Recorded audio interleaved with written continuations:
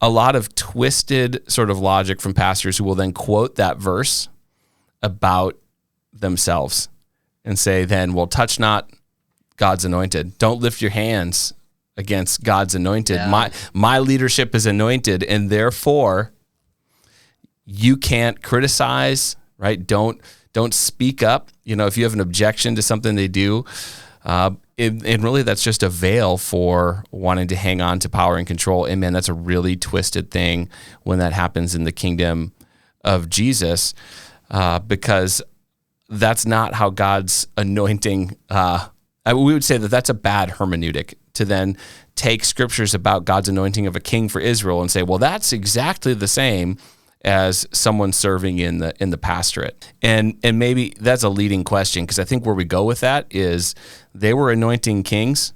God is still in the business of anointing kings. There's one of them. His name is Jesus. He's the anointed one, right? That's the Messiah, the anointed, the chosen one. Yes. He's anointed. Pastors don't get anointed. They get called by a local congregation or ordained by a local body of elders is how it should work.